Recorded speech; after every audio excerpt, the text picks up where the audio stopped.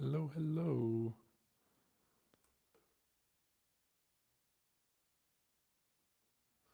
There we go. Welcome, welcome.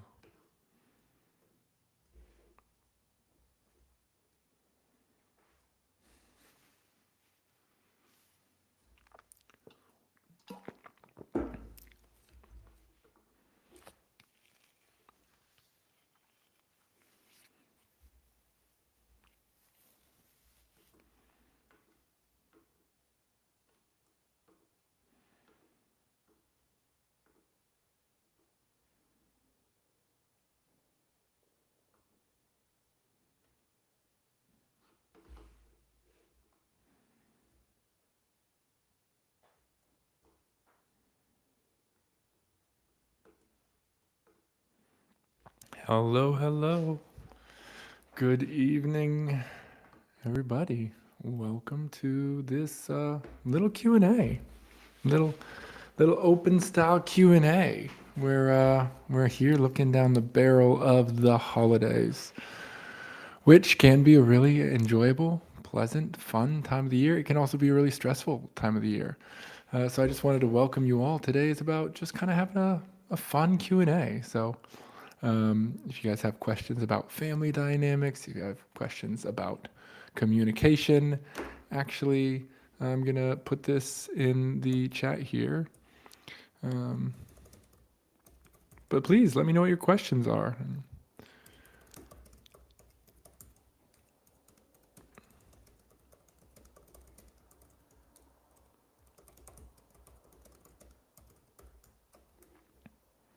There we go. Welcome, welcome.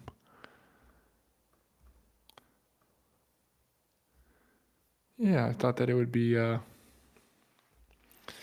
just a fun way to connect with everybody. So I'm curious how everybody's feeling about the holidays, if there's a lot of excitement, if there's nerves, if maybe there's somewhere in the middle.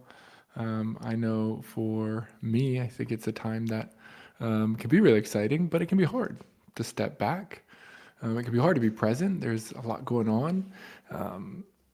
And so, yeah, would love to hear the things that are on y'all's mind as you guys are looking at the holidays, as you guys are getting ready to be with family, or sometimes the holidays can be a really hard time too because a lot of people are around family with family, and not everybody has the same kind of circumstances.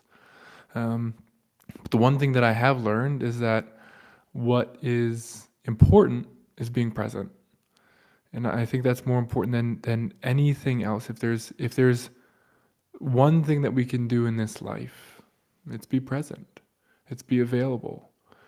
So often we get pulled into reactivity, we get pulled into worry, we get pulled into stress. You're home in 2 days and you're nervous about it. Afruz, let me know what you're nervous about. Let me know some of the situations that you're nervous about. But we can get so pulled out of presence by reactivity, by parts of us that are worried about what's going to happen, by parts of us that want to control the situations. We can snap back into old roles. We can feel a pressure to perform. And presence, compassionate presence, mindful presence, is the deepest solution I've found. But I would love to hear from you guys. What are the scenarios that you dread? What are the things that you're afraid of? What are things you're looking forward to as well? I think that's something that's interesting and important to me is that it can be easy in the kind of mental health wellness space to get a hyper focus on the problems, the difficulties. One of the things that I tell my clients is that this is a space too to celebrate. This is a space to explore excitement. It's a space to be supported in difficulty, but it's also a space to find connection. And connection means connecting with ourselves. Connection means connecting with the difficulties, but it also means connecting with the celebrations. So, step to the front's worried because we're going through a hard time financially, and scared the extended family finds out and judges us because we decided to have two babies in a row. Well, I love babies. I'm a big fan of babies, so I'm excited that there's two babies in the world in your family, and I hope they're well. But it is hard. I think it can be easy to be worried about being judged and um, feeling that need to protect or feel that need to cover things up. And I think there too that we it's important for us to learn that we can both be authentic, but being authentic doesn't mean that we have to show everything. And I think this is something that we don't often emphasize enough, that authenticity, sincerity, and honesty, it's not the same as transparency. And so it's important. I think the value of honesty is very, very important, because when we start lying, we also lie to ourselves, and then we just get in a trap. Um, but I do think that not everybody has the same right to your interior world. So I think it's okay to have some discretion with what you share and how much you share. Performing the simply Judith Bell, performing the way my family expects me to. And I've changed in the last year. Yeah. Oh man. I'm curious about, Judith, how your family, what kind of performance your family expects from you. And I'm curious about the ways that you've changed. I think this is one of the difficulties about a family, is that it's so easy. Family has an image. And I think this is what can be one of the great pains of family. There's a certain way in which our families know us better than anybody else. They really know us so well. And sometimes there's also a way in which we can feel so unknown. They know what they've seen, what they've heard, what they've felt. They know what they've experienced oftentimes from the outside, but they don't always know what's been happening for us on the inside. And oftentimes when we go home, we can feel all those expectations. And that's one of the ways that we get pulled into this rigid role. And that's one of the things that we talk about on day 2 of the series. That rigid roles are something our families operate as a system. And systems don't like to change. And so I think one of the things, Judith, is to recognize that your family is probably not going to want you to change, but that's okay. It's the way families are. We can acknowledge that, and we can actually, one of the best things that we can do is just say, like, hey, I'm different. Like, I think that's something that we underappreciate and undervalue, is just broaching the topics of, like, hey guys, I've changed a lot and I'm a little bit nervous for how I'll be accepted. That when we speak the thing that we're thinking, I think that's one of the things that I teach the therapists that I supervise, is say the thing that you're thinking. Oftentimes it's like, oh man, I feel like they're so upset, and I'm afraid that if I say something, it'll make it worse. It's like, well, say that, right? So often we underestimate the power of that thought that's right behind our eyes. And Eliza, I can't go home because of visa issues and miss my parents so much. Sometimes it's so hard because you miss your parents so much, but go home. Yeah, that is really tough. To be separated at the holidays is a really great pain. And I think that's when it can be so valuable, important to lean into the traditions of our family, lean into um, and learn how we, internalize and hold those traditions, learn how we really connect with the lineage of our family that's gone before us. Um, Oh, Judith, I'm so glad that helps. Hey, Josue, I'm glad you're here too, man. Um, yeah. So, what are the other thoughts? Other thoughts, questions about relationships, questions about how we get trapped in old roles. One of the ways that we get stuck in these old roles is that in the family, right, there's different members who have different amounts of power and different amounts of ability to withstand emotions. And so when we are in a situation and we can feel tension in the family when we're very young, we can feel that tension and then we accommodate it, right? So if dad's stressed out, right, and we feel that tension that dad's stressed out, a lot of times we can say like, okay, well, you know what? I'm going to go into a caretaking role. I'm going to ask dad how he's doing. I'm going to take care of him. But then what happens is when that happens once, it's not that big of a deal. But for a child, when that happens over and over and over and over again, what happens is that child stepping into that role temporarily alleviates the anxiety of the family. The immediate tension can be quelled because maybe dad's like, being taken care of.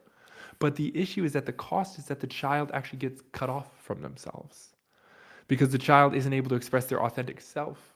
They have to step into that role of caregiver. And so this is one of the things Murray Bowen calls the differentiation of the self, which is a huge theme in my life. It's a huge theme in my work, which is that we all have the capacity for self-leadership. We all have the capacity to be what's called a differentiated self, to be calm, to be connected, to be creative, to be expansive. But when there's pressure, the family is an anxiety management system. And the emotions that don't get processed in the family, they just get distributed. So the sadness, there's this quote that I love, and the quote is, sadness gets passed down from one generation to the next generation to the next generation until somebody is willing to feel it.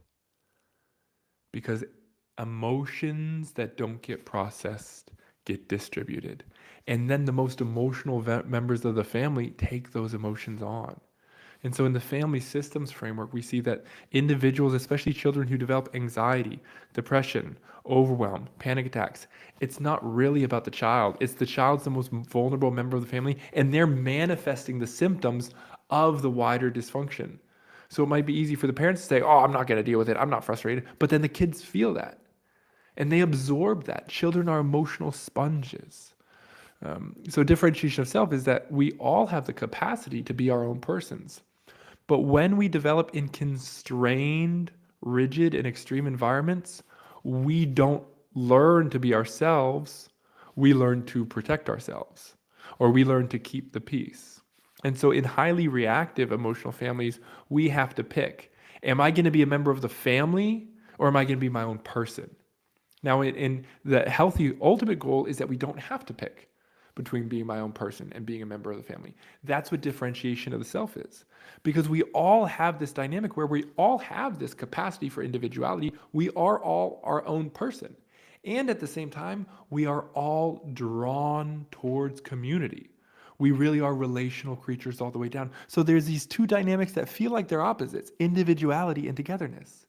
Murray Bowen said that when we're reactive, we feel like we have to pick. Either I'm a part of the family or I'm my own person. Either I'm somebody that's the cookie cutter mold or I'm a rebel. But the goal of the family is to be able to hold both of these at the same time, not sacrificing one from the other. So reactivity is the fuel of dysfunction, because emotional reactivity means that emotions are not being processed. It means emotions are being acted out. So when that emotion flows through the family, it gets distributed, the children absorb it, they manifest symptoms, behavioral problems, emotional problems, relational problems.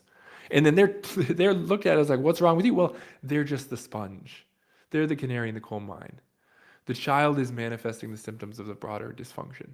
And this is one of the ways that we get pegged into narrow roles. So one child becomes the performer.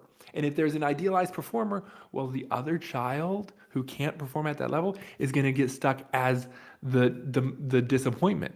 And so you see this extremeness splitting away. And this is one of the way that those rigid roles form. When I go home, I want to make the most of my time there and can't relax for a single moment, because then I think I'm not doing enough and I'm going to miss not using my time at its best. And I think this is one of the reasons why mindfulness is so important, because making the most of the moment can't happen when we're not in the moment. And this is something that we can't forget around the holidays. It's busy, busy, busy, going, going, going, moving, moving, moving. But if we're always moving, if we're always going, the holidays are going to go by before we believe it. It's so important to be able to step back, to be able to slow down, to be able to simply be here so we can actually enjoy what the holidays do have for us. So yeah, I'd love to hear, the questions that you guys might have here. We'll do this for, a couple more minutes, depending on the questions that you guys have about family dynamics, questions that you guys have about trying to be present, about how anxiety can pull us away, about how families deal with anxiety, about reactivity. This is all part of the Holiday Resilience series, part of what I'm sharing, which is a 5-part series where I give you guys videos. Each part of those videos has a video that teaches you about family systems, about internal family systems, understanding ourselves as that we are, just like a family is different members that are connected. Our internal system works the same ways. I'm really glad, Nora, Kate, that this is connecting. I'm curious what's really sticking out to you here, and I'd love to hear any questions you might have. So we are an internal family system. Just like our family operates with very many different members that all have their different roles, we as persons have different parts of us with different roles. We have thinking parts of us, we have feeling parts of us. Actually, I have no idea how I got off on that tangent. I was trying to respond to a thought. But the Holiday Resilience series. So in the Holiday Resilience series, I talk through 5 different series where we look at understanding your family system, because you cannot understand yourself unless you understand the environment that you develop in. You can't understand yourself at all unless you understand the context that you developed in. Because we internalize the things our families teach us. Think about this for one moment. By the time you're old enough to speak whatever your native language is, let's use myself for example. By the time I was old enough to speak any bit of English at all, before I learned almost the whole English language, I didn't even know that I was learning a language, right? By the time a kid is 6 or 7, you don't know that you're learning English. This is how family systems work.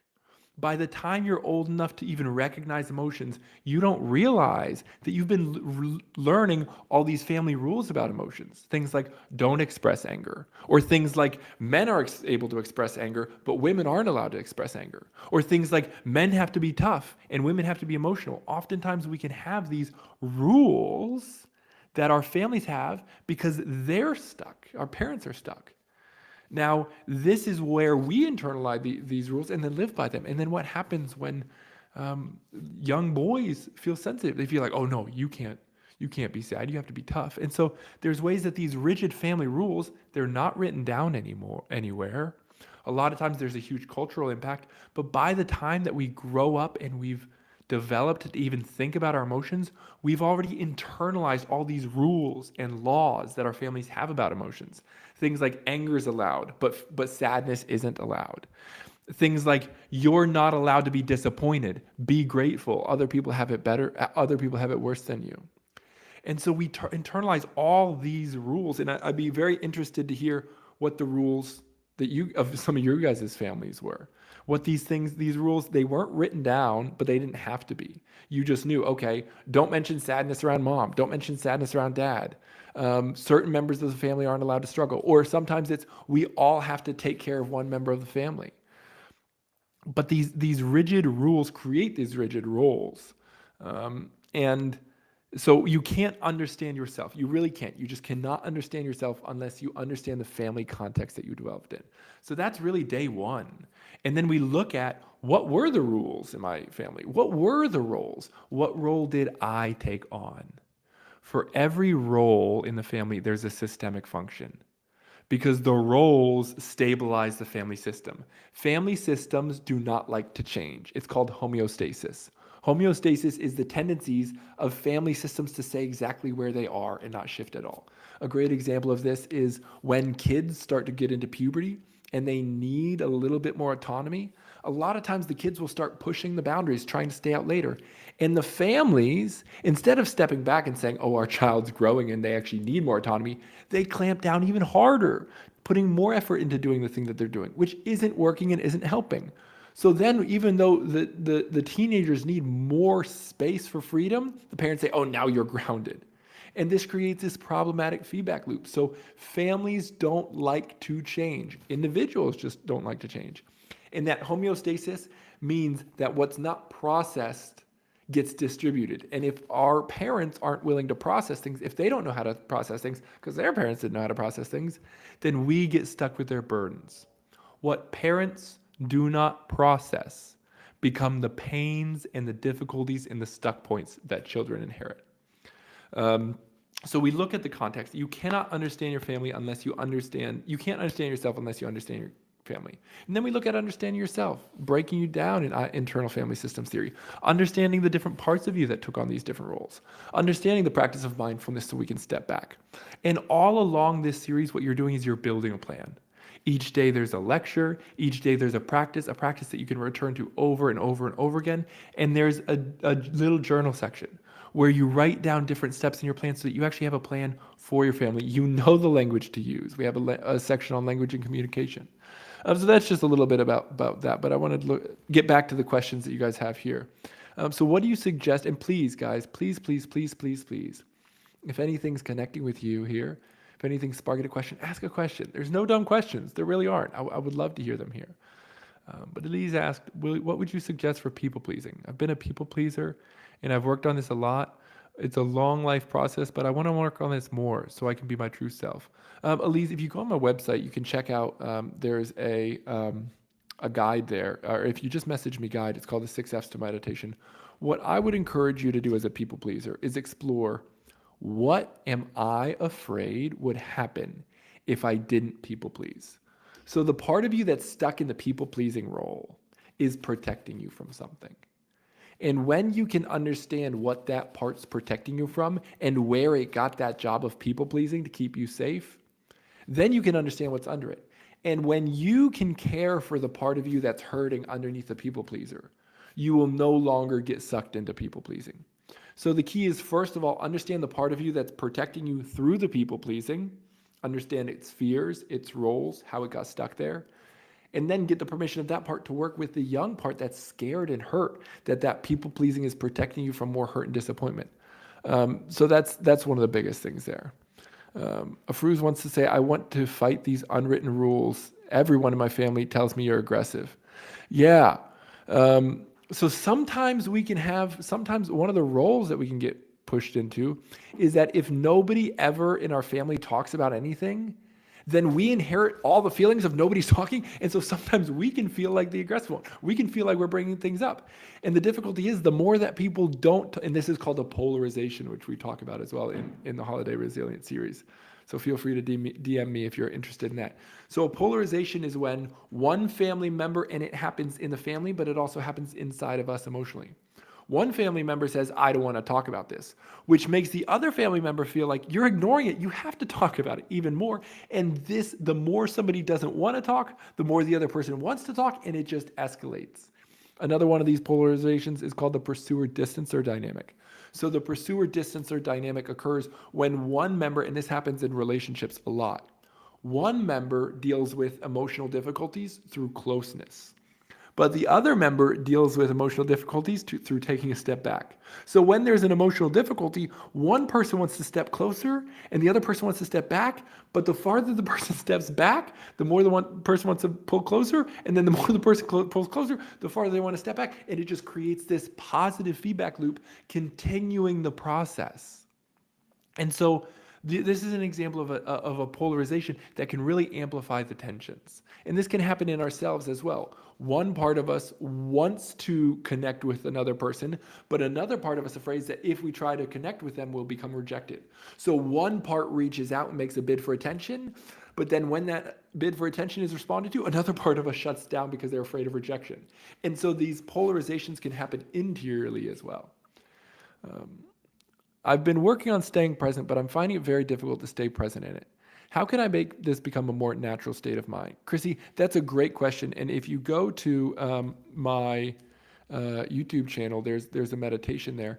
Or you can just send me a message here. Send me a DM and I'll send you a meditation. Or if anybody really wants one of these meditations, send it to me. I'd be happy to share it. Being present is a practice. And your intention to be present is not enough. Your intention to be present will not show up in the moment. You'll get carried away. So if you want to be present, you have to practice here and now.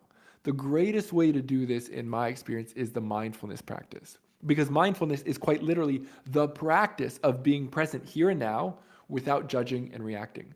So the way you develop the capacity for presence is you practice a little bit every day. So I pretty much guarantee you, Chrissy, if you practice this meditation, it's a 15-minute meditation. If you do it once a day for a week, you will notice a big shift in how present it is. Because presence isn't really about intention. It's about practice. Now we can turn that intention into scheduling a practice, but if you're not practicing being present outside of those intense moments, you won't have that skill in those moments. I like to use this analogy of it's like I used to play basketball, and if I told my coach, like, hey coach, I'm not gonna practice today, I'm just gonna shoot in the game. He'd be like, what are you talking about? That's how we approach presence. We say, I'm not gonna practice being present right now, I wanna practice being present in the moment when it counts. If you don't practice it now, you won't do it in the moment that counts. And this right now is always the moment that counts. So that would be my recommendation. Practice the mindfulness. It's one of the most helpful practices to step back from reactivity and learn to be present. Colin, I'm really glad that this is helping. I'm glad to share the knowledge. I'm really glad that this is connecting with you. Victoria, you said you didn't know that I met my family. I'm curious what's sticking out to you. What dynamics here are really sticking out? That's funny to me. That's one of the things that's so helpful is that these family dynamics, they're the same. Guys, your family is not uniquely dysfunctional. There's some pretty broad patterns of dysfunctional, but your family's not uniquely dysfunctional. Your family is falling into the trap that many of our families fall. They're the same patterns, right? People either try to have too much control over other people. So there's like four parenting patterns, right? There's the authoritarian parenting pattern, and this is having a high amount of control and emphasis on performance and a low amount of warmth, right? So this is the classic, like, do what you're told, perform, you have to do good things. And then you have negligent parenting. Negligent parenting is that there's no emotional warmth and no control at all. So this is just like kids, left to themselves. You also have disengaged parenting, which is like negligent. You also have permissive parenting. In permissive parenting, the children are allowed to do a lot of things. So there's a high degree of emotional warmth, but there's a low amount of emotional control. And so children don't develop boundaries. And the most healthy kind of parenting is called democratic parenting or authoritative parenting. And in that, there's a high degree of emotional warmth, but there's also a high degree of appropriate control. So parents are emotionally warm, but they explain boundaries to children. They explain difficulties. I think what happens is a lot of times we get a combination or one side or the other of authoritarian parenting, which is do what I say because I said so, and permissive parenting. But we can all kind of get a different mix there. How can I stand up to my mom when she then takes it out on others through her dysregulation? I don't want to live quietly anymore, but I also don't want me or my siblings to suffer. I think that's a really good question and a complicated question. Um, and I don't know the situation enough to give you specific answer, but I would say generally, sometimes I think there's a saying, and the saying is "strike while the iron's cold" from Irving Yalom. And what he meant was that a lot of times in the moments when the emotion is really pumping, oftentimes those aren't great times to bring up really important emotional things because there's already a state of dysregulation. So I think one thing that you might consider that may work, it may not, and I would really encourage you to use your discretion here, is to say something like exactly what you just said here is like, hey, mom, I want to say something to you, but I'm also afraid that if I say something to you, it might be hurtful, even though that's not my intention. And I don't want it to get taken out on me or my siblings. But there I would say, I think I think I hate to not give better advice here, but I also don't want to give advice for a situation that I'm not super familiar with, and that it sounds like you need some pretty good important advice there. So I would say the other thing to do is just to explore and to learn how to take care of the parts of you that aren't getting cared for. So Real Vic says she's been doing some IFS work. Hey, we have a lot IFS here. Seems like an unlimited number of parts. How do we know we are making progress? Well, welcome. I'm also in the $1 Million Parts Club. I would say the number one mark of progress is, first of all, we're practicing it. If we're doing it repeatedly, I think that usually means that it's a framework that we're connecting with. And so then what's the mark of progress? I would say the mark of progress in IFS is developing a greater sense of compassion and curiosity, recognizing that every part of us has a good intention, and that through curiosity, we are able to understand that good intention. So I think being able to be more present is a good metric at all, but it can be overwhelming when we're doing this work and just more and more parts come out. High control was my family of origin, and the parts that arose were the performative and the rebel in me. Yeah, it's interesting, right? Because and that's kind of this internal crux as well, where there can be one part of us that has to perform, and then we get burnt out of it. So another part of us comes in and says, I don't want to perform anymore. I'm going to rebel. And that creates this external polarization, but it's also this internal polarization of then throughout the rest of our life, we feel this one part of us that wants to perform and this one part of us that just wants to give up and quit and rebel. I'm dealing with a situation involving a relationship that has been in my life for 9 months, and I'm struggling to set healthy boundaries and to end it, even though I know I want something different. Yeah, Amanda, I think that the most important thing here right now for you is to really connect with this sense that I want something different. That is one of the most important things. The deeper you can connect with this realization of there's something more for me, the more freedom you're going to find. So I really like that you're saying, I want something to be different. And in terms of setting healthy boundaries, if you send me a message, I can send you a guide on this too. Um, if you send me a message, holiday plan, because there's a really great framework for communication, and I'll tell you it here, but I have it written out so you can use it. And if anybody wants that guide, it's a free guide that I have. You just DM me holiday plan, totally free. But there's two approaches to communication. The one communication is about bringing up conflict issues, and I call that the engage situation. And that's when there's something that we want to bring up because we want to actually talk about it, grow closer. The other is the disengage, and that's boundaries. But the first thing that we want to do in bringing up situations, it's what's called softened startup. And the formula for softened startup is really simple. It goes, I feel about what I need. So you say, I'm feeling whatever emotion you're feeling, and you take responsibility for it.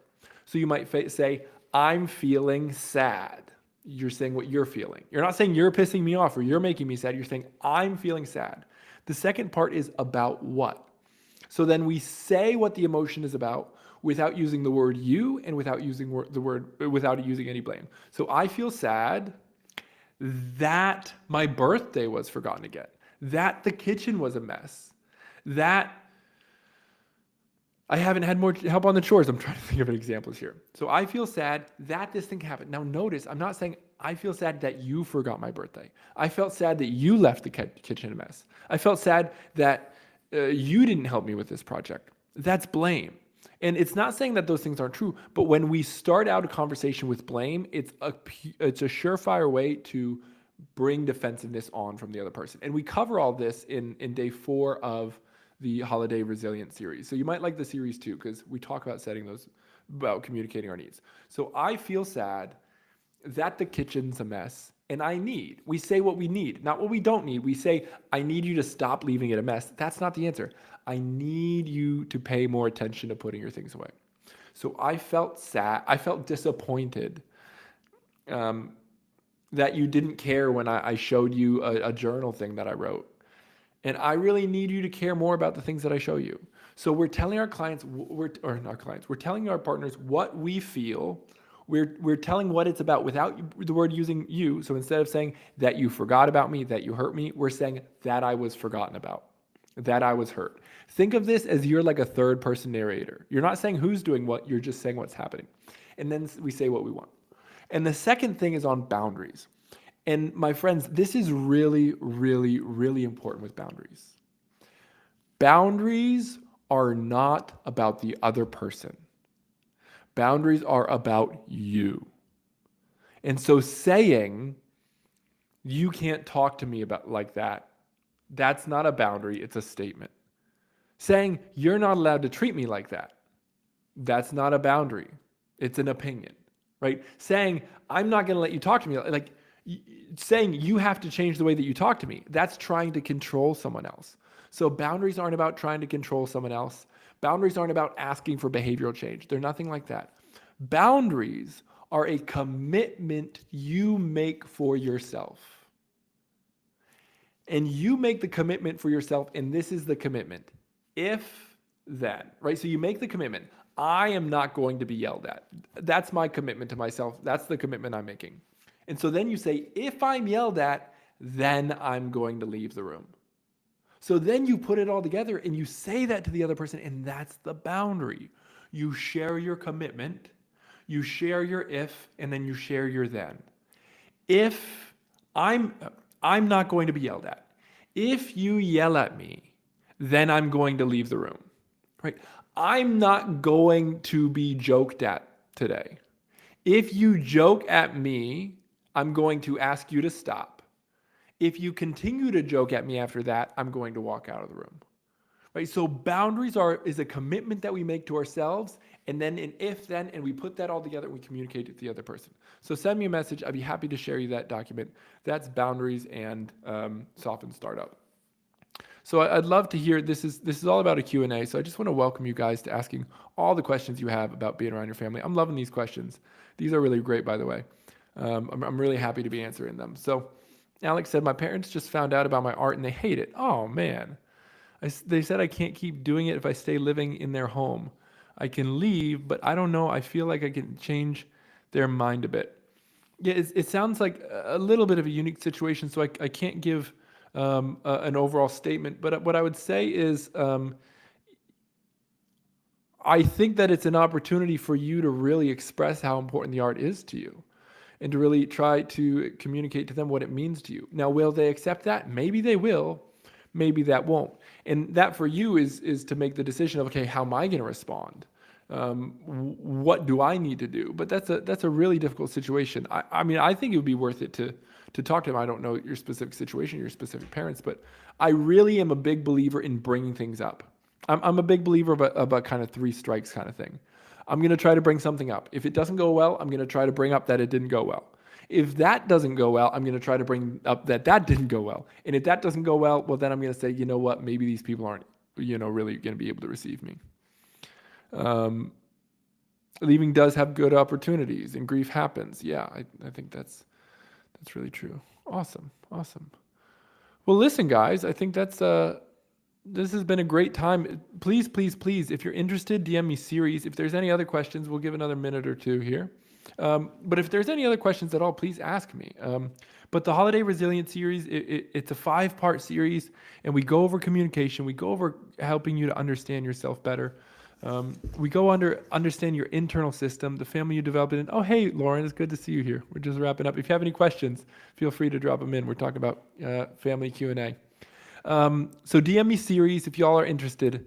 I think it's a really great resource. It's actually one of the resources that I'm the most proud that I've ever made, because I think it's the resource that I wish I would have had for my clients. So many times in clients, there's like a week before. So many of the people that I work with, we're working with important stuff, and then it's a week or 2 weeks before Christmas, and all this family stuff comes in, all this overwhelmed stuff comes in. And people feel so overwhelmed, but they don't have the time to work through it. So that's what this series is all about. It's a workshop that you can do in about 3 hours to say, like, hey, I want to go from I'm not ready to be in around my family to I literally have a written plan and understand my internal system, my vulnerabilities, and what I need to do to take care of myself. So it's a really great resource that I'm excited about. Tilby, what's your perspective on creating inner change rather than focusing on creating change in a family relationship? It depends on what perspective. I'm not sure if you're talking about like as a clinician or as an individual. For individuals, I would say absolutely. You need to focus on changing yourself rather than changing the people around you. Because the more we try to change the people around us, the more helpless we become. The more we focus on changing ourselves, the more empowered we become. Now, as a therapist, I think it depends on your framework. So how skilled you are in working with that area. But I think that it's important as a therapist, if you're working especially with adolescents or younger population, that you are able to navigate between the systems. So work on the individual system level and the family system level. But what's very difficult is getting buy-in. That's one of the reasons why, unfortunately, I don't work with adolescents, because it's very difficult. Parents want the child to be the problem oftentimes and don't want to take responsibility for change. But I'm so grateful. Yes, I'm so glad that this has been helpful for you.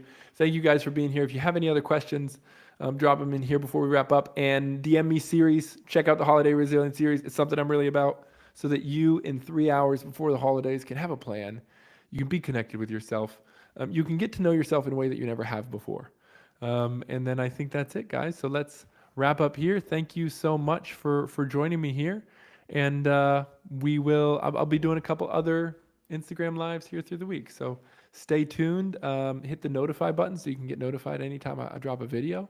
And I will be looking forward to continue to walk with you guys here. So I really love being here with you. I love being able to have this presence on Instagram. I love being able to talk with you, answering you guys' questions. So thank you so much for following me. Thank you so much for being a part of this. And we'll keep growing, keep learning to be more real, more raw, more radically human, and looking forward to a lot of big things in the new year. So thank you, my friends. Thanks for being here. And most importantly, take good care. Peace.